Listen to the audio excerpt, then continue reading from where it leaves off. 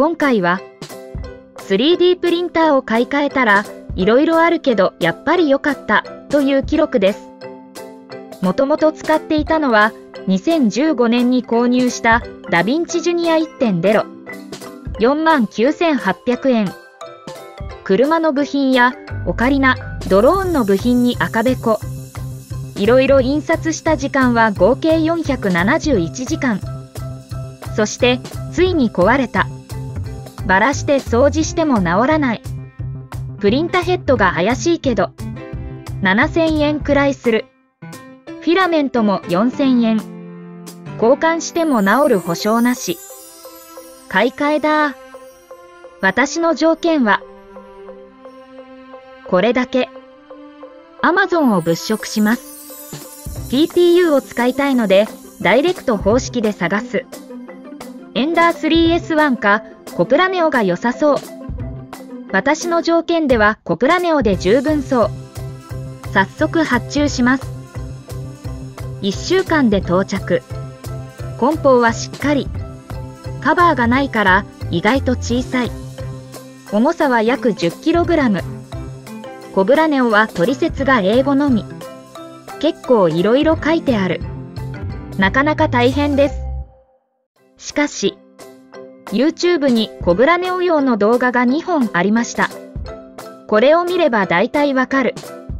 注意点として、電源を入れる前に2本目の動画を見る必要があります。1本目の動画だけではセットアップで壊すことがあるためと思われます。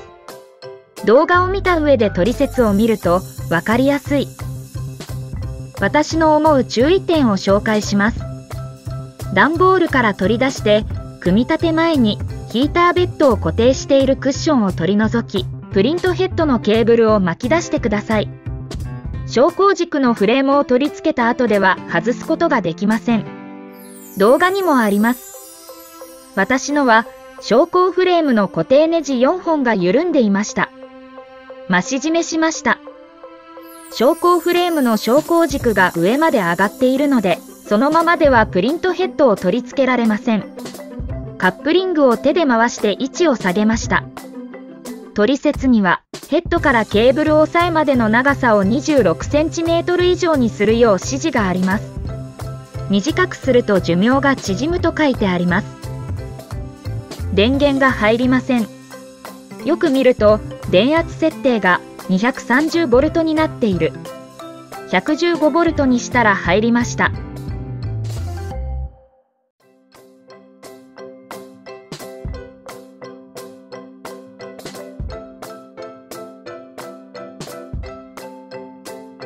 ここでオートレベリングを実行してはいけません。2本目の動画を見てセンサ位置を微調整する必要があります。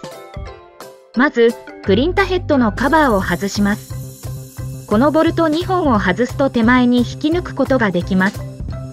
このネジではありませんので注意してください。ヒーターベッドに鉄板のプレートを乗せ、手回しでヘッドを下げ、A4 コピー紙がノズル先端にいい感じに引っかかる高さにします。次に大きい方の付属レンチを近接の下に置きます。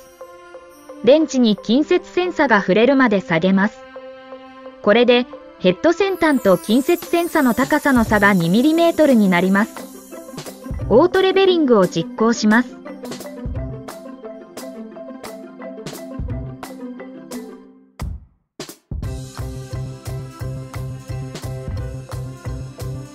続いて付属の SD カードから印刷します。平面部分が印刷できたら途中で止めて確認します。最初はヘッド位置が高すぎで全然ダメでした。全然くっつかないのですぐ止めます。ヘッドとベッドが 2mm 近く離れていました。-1.0mm にしてみます。まだ隙間が大きい。-1.8mm にしたら一気に良くなりました。これでいくことにします。ヘッドを下げすぎるとベッドにぶつかるので注意が必要です。以上で本体側は完了です。続いて PC にスライサーソフトをインストールします。付属の SD カードにマニュアルと設定データが入っています。キュラをインストールします。AnyCubic Cobra Neoユーザーマニュアルを見ながらやります。マシンセッティングをやります。続いて、Import the Configuration ファイルを実行します。このように設定し、SD カードから PLA のプロファイルを読み込んで完了です。印刷してみます。サポートが丈夫すぎるようですが、まあまあいい感じ。すごく静かです。電源ファンは回りっぱなし、ヒーターヘッドのファンは自動でした。